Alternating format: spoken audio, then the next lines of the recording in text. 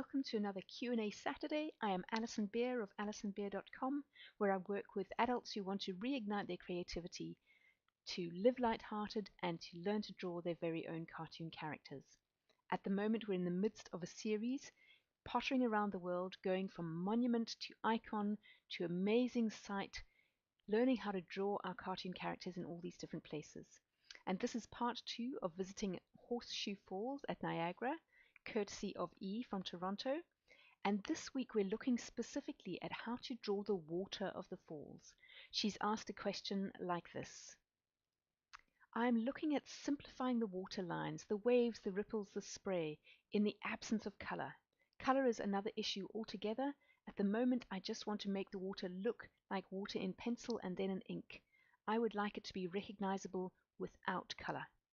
And so that is our challenge for this morning. So we're going to start with our reference in the background so that you can see what I'm copying from. And we're going to do a form of value sketch, which is just something which picks up the very darkest part of a scene that we're looking at, because the dark parts are the visual skeleton of the scene. That is what shows us what it looks like. The dark parts are what catch our eye.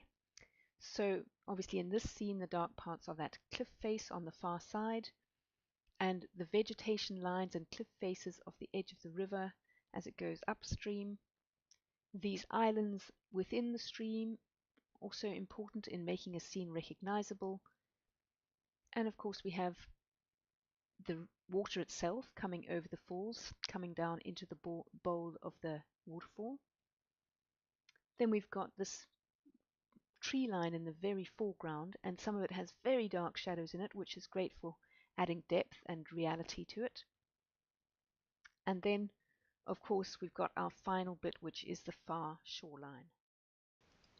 Time now to add the mist to our waterfall, and you can see that I'm using quite a fine line, and it really is a bit like drawing a cloud of steam coming out of a kettle. We're giving this impression of clouds, these curvy lines rising up out of the bowl. And then of course we also need some directional lines for the water, both above and below the waterfall itself. So we fill in some direction lines coming towards the waterfall. Now of course it's time to take away that background and see how everything looks. And you can see that we've got a pretty rough drawing here, but what's very important is these vertical lines which show the depth as the water plunges down into the bowl. And then of course we've got the tree line in the front, the horizon at the back, and we've got this big wide open space. What are we going to do with that? It's quite tricky without color, but we will get to it. The important thing is going to be our line weight as we vary the line weight going through our work. Now we get into our final line art. It's not going to be all that much different, and what's really important is going to be, as I mentioned at the end of the last section, the line weight. So we want to put in the various sections, the very vertical cliffs on the far side. We want to fill in the trees along the edge of the river. We want to fill in our far river line and make sure that it's not visually dull by being very straight. We want to put in some trees, put in the very dark parts, working with fine lines there, and letting our water flow along a little bit. Tree line again at the back there, different lengths. You can take a bit of artistic license. It doesn't have to be as flat as it looks from this photograph. You can actually make your trees a bit taller than they would be from here. Throwing in these trees in the foreground again. And when it comes to shadows, we won't fill in the shadows today because it's terribly time consuming, but you just need to pay attention to that and put it in via cross hatching. So here we go with our islands, and now coming again to our waterfall. And I've taken my line weight right down very fine as we just fill in how the water comes over the falls. Just a hint here and there of what's going on. Directional lines. And here comes our big cloud of misty, steamy looking stuff, filling in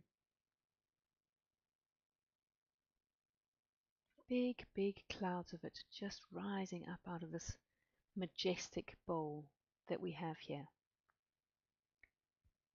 We can fill in a little bit of cross-hatching here and there, and in the background we need to fill in those lines to just not have that big white space beyond the back bank of the river.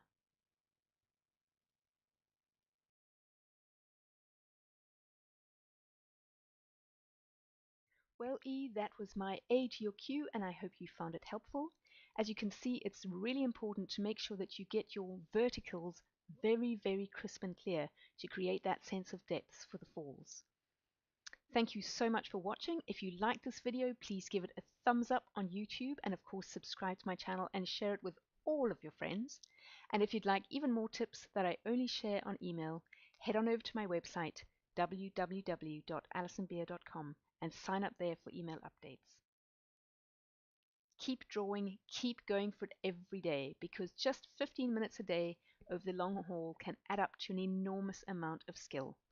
Thank you again for joining me for Q&A Saturday. I'll see you next time.